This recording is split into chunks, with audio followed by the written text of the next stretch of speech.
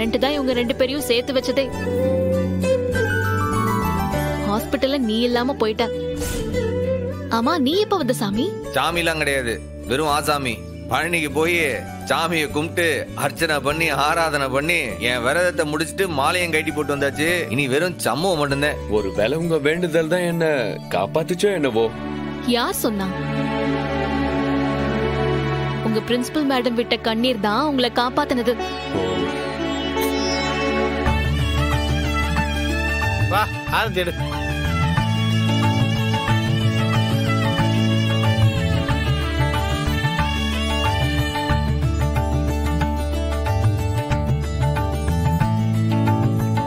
பொட்டு வச்சு விடுதா.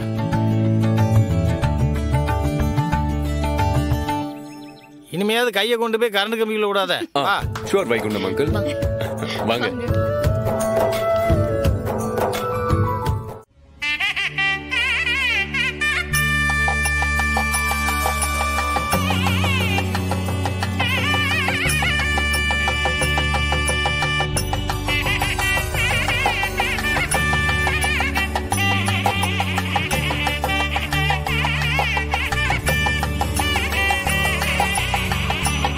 பொண்ணோட மாப்பிளையும் வந்திருக்காங்க இல்லையா?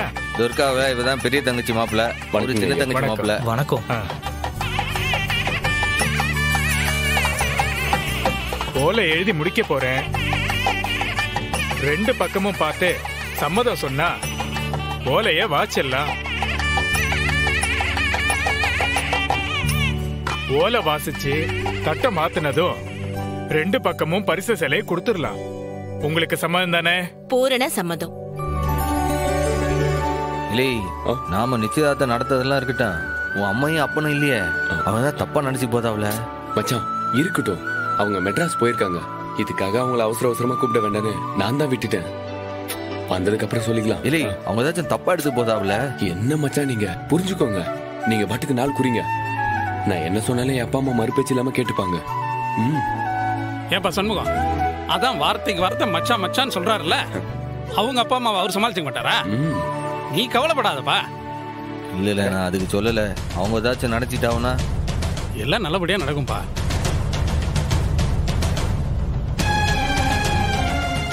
அந்த போலீஸ்காரம்கிட்ட கல்யாண ஏற்பாடு பத்தி பேசிடலாமா? எதப்பா சொல்லுத? நகை விஷயத்தை சொல்லுதியா? அது மட்டும் இல்ல, பொதுவா கல்யாண செலவுன்னா 2 வீட்டுக்கும் பாதி பாதி தானே. நம்ம வீட்டுல ஒரே நேரத்துல 2 கல்யாணம் நடக்க போதில்ல, அதான் அதை பத்தி பேசிடலாம்ல.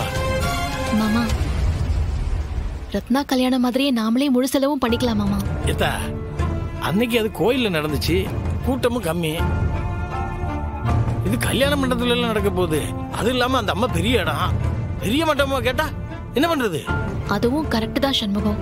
சரி, அந்த அம்மா கிட்டே போய் பேசலாமா? பாப்பா, ஓலை வாசிக்க போதாவ? அதுக்கு தானே வந்திருக்கோம்.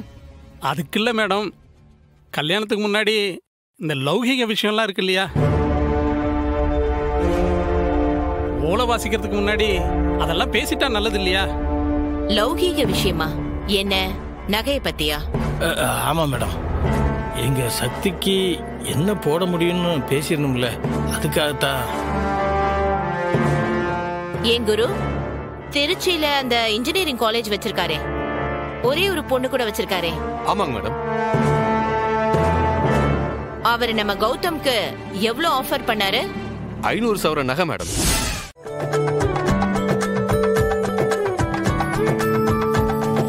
எங்க தரப்புல இதுக்கு சம்மதங்க.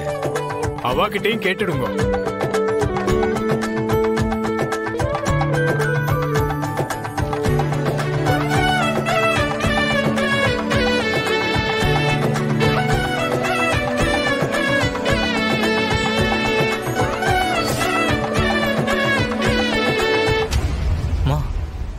அப்பா பேரு?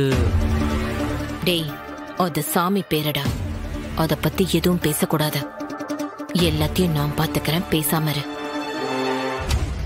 எல்லாம் சரியா இருக்கு சண்முகம்.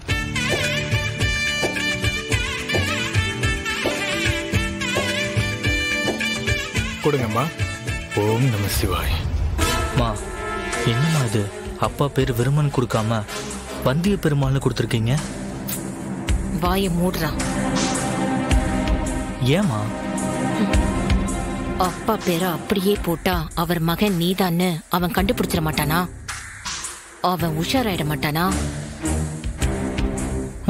அதுக்காக அவர் பேரையே மாத்துவீங்களா? டேய், நம்ம குடும்பத்துல எல்லாருக்கும் 2 பேர் இருக்கும். ஒன்னு ரிஜிஸ்டர்ல இருக்க பேரு, இன்னொன்னு சாமி பேரு. வந்திய பெருமாளுங்கிறது உங்க அப்பாவோட சாமி பேரு, போதுமா? இதுவும் அவரோட பேரு தான். எல்லாருக்கும் சம்மதம் தானே? ஓலைய வாசிடலாமா? சம்மதங்க. சம்மதம்.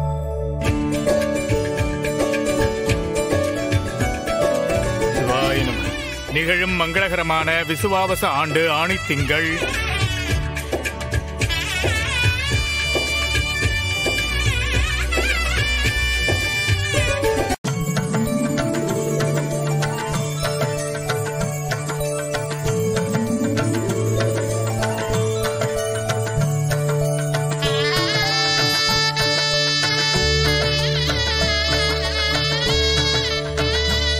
ஓலை வாசிச்சாச்சு.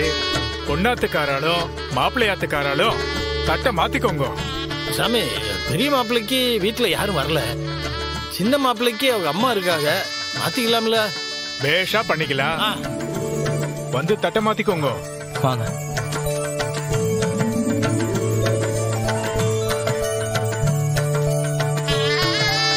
கிட்ட வா. சொன்ன தேதியில கல்யாணம் நல்லபடியா நடக்கணும்னு வேண்டிண்டு 2 பேரும் தட்டை மாத்திக்கோங்க. அவாவா குலதெய்வத்தை வேண்டிண்டு நிச்சயதாம்பூல தட்டை மாத்திக்கோங்க. சரிங்க சாமி.